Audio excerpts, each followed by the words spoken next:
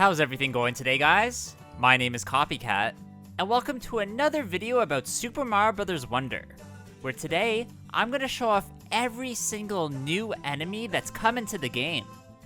Because things take place in the Flower Kingdom, there are many new additions to come across, all with their own unique abilities that create an amazing experience in this fun entry. I'll explain what each one does, where they appear, and how useful they can be. And oh yeah, before I get started, if you haven't yet, then please subscribe to my channel, hitting that bell to stay notified when I upload new videos. Starting in alphabetical order, the first new enemy we're going to look at is the Anglefish, which is a triangular, angry-looking fish-like foe, which usually presides within pools of water. These appear in groups, and will actually jump out of the water and try and damage you, although they are very easy to dodge. These primarily appear in the Anglefish Trial Ready Aim Fly stage, but can also show up in other places that water appears. Next up is an armadillo-like enemy called the Armads, which they use to curl up and roll forward, whether you bonk off them or not. In that form, they can also be rolled down slopes to defeat other enemies, making this World 4 bad guy actually quite useful if you use it in the right circumstances. Next, we're going to look at the Bluebirds that appear in the Bluebirds Roost stage, which of course derives its name from the Bluebird bird, although this Mario enemy differs from those creatures we're used to in many ways. First off, the Bluebird oddly has a black shell on its back, and secondly, it shoots its literal beak off at you, that travels seemingly indefinitely, even through certain platforms. During the Wonder Seed effect, they instead begin blowing endless bubbles, needing to stay on top of them so you can use them to platform upwards. The Bloomps are up next, where its name is a combination of the words balloon and blimp. Appearing primarily in the level with their name in it, Bloomps of the Desert Sky. These strange foes are inflated in cannon-like devices, then released to travel forward, getting smaller as they lose air, or either just by their distance traveled, or if you use them as a way to platform. These are handy if you want to cross long voids, or as a means to maneuver upwards to collect secrets. Their color apparently represents their speed, with the green ones traveling normally, and the purple ones moving very, very fast. Up next, we're going to look at the Bulrushes, which are part of the most memorable Wonder Seed moments in the game, being a combination of a Triceratops and a Bison rushing towards you if you get close. These actually can be quite useful as they'll destroy any hard, usually unbreakable bricks that they touch, and can be ridden on top of and jumped off to get goodies. These primarily show up in the Bulrush Coming Through stage, which is where that cool Wonderflower moment happens, where they begin to stampede, even destroying the goal pole in the process. One variant of a usual enemy that doesn't technically show up in this game, but is still there in the background, are the cloudy Piranha plants, which only appear when Bowser collects the Wonder Flower. These are the bad guys that guard lock levels, and disappear once you collect a certain amount of Wonder Seeds, reverting them back to normal, allowing you to play that stage. One enemy that sort of reminds me of a mix of a Pokio, Contor, and a Thwomp is the Condarts, who launch themselves at the player, either damaging you, breaking bricks they contact, or getting stuck on the surface they hit. You come across these just hovering in midair at first, waiting for you to come into their vicinity to strike. There's also the angry cloud-based Fluff Puffs that are found in a few of the game's sky-based stages. These really just move back and forth, acting as creepy obstacles, staring at you with their menacing eyes and sharp-looking teeth. You really just need to bonk off these or avoid them completely, as they don't seek out to attack you.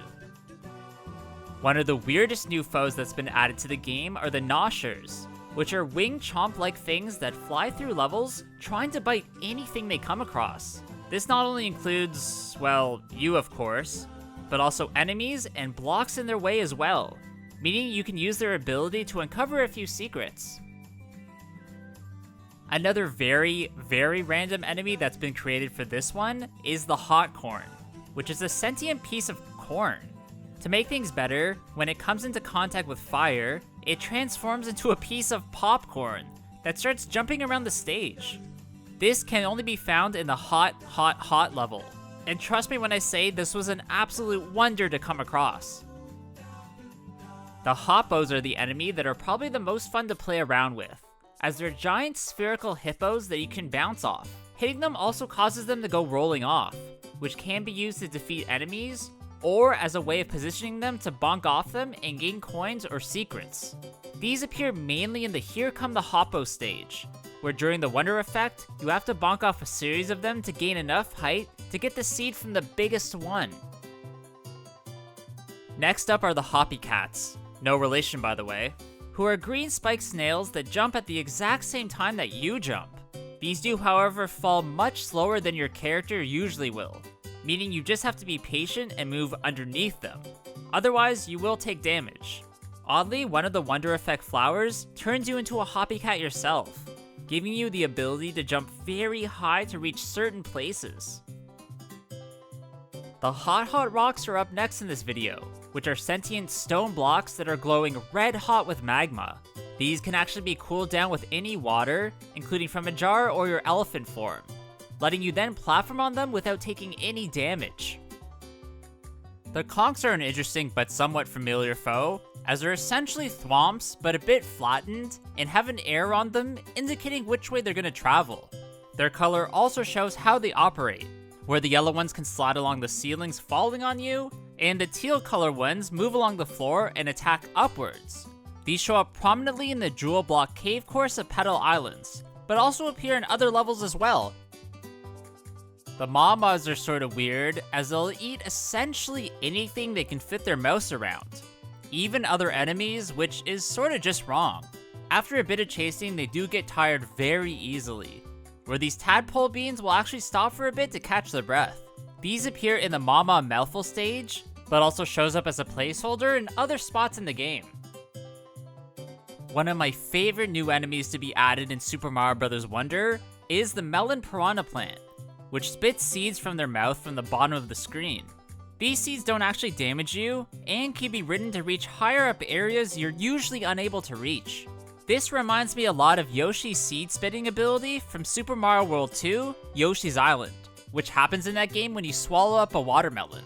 Also, I like the added touch that these foes are residing on a tiny little cloud that's sort of happy, where this enemy looks kinda evil. Another enemy that's a definite standout in this entry are the Missile Megs, the girl version of the Bullet Bill that flies diagonally through the air. Also, they are very long and very thin, but can be platformed on, needing to do just that during the Wonder effect in the Missile Meg Mayhem Petal Isle stage.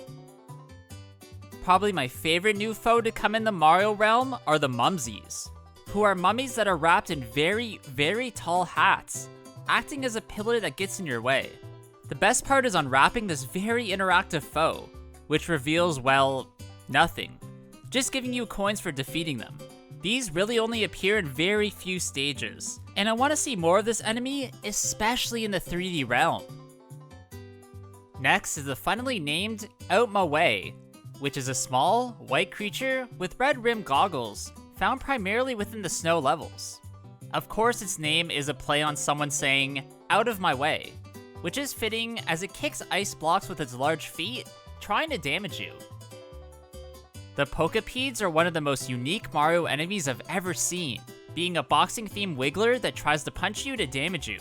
These oddly travel along tracks, so they have a limited space to attack, which is probably for the better, as it would be a nightmare if these were chasing you the entire time. The lava monster Rargs are next, which are a play on the Magmar and Magma enemies, also different as they drop from the ceiling like thwomps, throwing their entire magma body at you. These are only found in the final World 6 Deep Magma Bog stage, where they die literally on impact, dispersing their body when they hit something, which is kinda weird. An enemy that's sort of a blend between the Anglefish and the Condarts are the Bluebirds, who are bluebirds that start in mid-air, but dive into water towards you. These are defeated by dodging their initial attacks, then by bonking off their heads as they slowly recover trying to get out of the water. One of the absolute best variants of a staple enemy are the roller Koopas, who have cute magenta shells and roller skates, using them to go very, very fast. Found in Roller Koopa Derby, they're able to also roll along steep surfaces and jump across gaps, although they're pretty easy to avoid and don't usually get in your way. One enemy I don't really understand are the Roombas, as they're small, bumblebee-esque creatures that for some reason reside within boulders. These can be breakable and expose the bug to an easy attack, and even though this is very unrealistic, it's exactly why I love the Mario games. A variant of the bullet bills in this title are the Seeking ones, that hang onto walls and attack you whenever you come into their vicinity. You know when they're going to strike as their faces glow red when you're near, and they spring into action, traveling in one direction, trying their best to damage you until they're defeated or just avoided. Next is the Shavas, a Sledge Bro-like enemy, who can push really any heavy object towards you with their enormous gloves / hands. You being able to push back sort of depends on your size / power up, where if you're not careful, they can squeeze you up against a pretty big object. One enemy that stuck out to me instantly when I saw it in the game's trailers were the Skidaddlers, who are squirrel-like things with black shells on their backs, found primarily in the Scram Skidaddlers course. These enemies are cowards that run away anytime you or your party come near, shooting seed-like projectiles at you that can either damage you, break objects in the stage, or can be bonked off of. Some Skidaddlers also hold items or coins over their heads, needing to be chased down to collect them. And in one instance, one carries a Wonder Seed, which is a great moment in the game. The Sproings are a foe that only show up during the Silhouette, Sproings in the Twilight Forest stage, stretching themselves upwards whenever the player gets near. They really just act as obstacles and fit the theme of the level, just needing to jump over them to proceed forward. Up next are the Smackerels, which are chomp-like fish foes that leap from the seabed and attack you whenever you get close, being found in the waters of the Sun-Baked Desert. These have razor-sharp teeth that can really cause you harm, and can be annoying as they swoop back to attack you again if they miss the first time. The Snoodles are pretty basic enemies, as they're just round green things that bounce around the Valley full of Snoodles stage they're found in.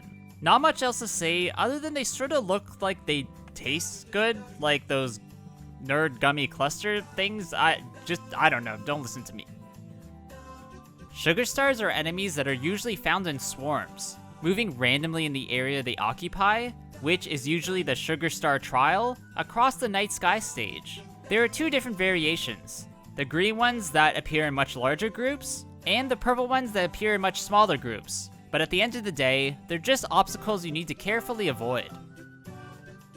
Next are the pitcher plant-like tailies, who stand upside down on the ceiling, with grabbable vines hanging down from their heads.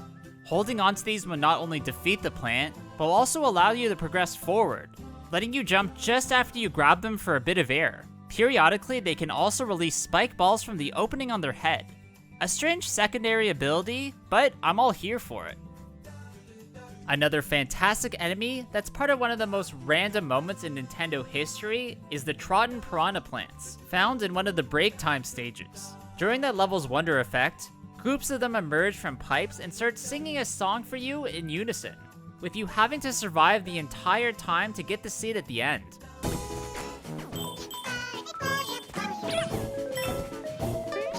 Wubbas are the next enemy we're going to look at, who are blob-like things made of goo, found within some of the underground base courses. These are really just an extra thing to deal you damage, making things tougher, hanging out on the walls, protecting most of the goodies. What's really cool is Mario does become one through a Wonder Flower effect, where you have to use their ability of being able to stick and maneuver on walls to find the seed. This game also has a different variation of the Spike foe in the red ones, who here throw fireballs towards you in a very straight line, where a few of them can be found throughout the lava stages. These can be sort of annoying, especially when there's multiple of them on screen at once, where trust me, I took a lot of damage several times because of them.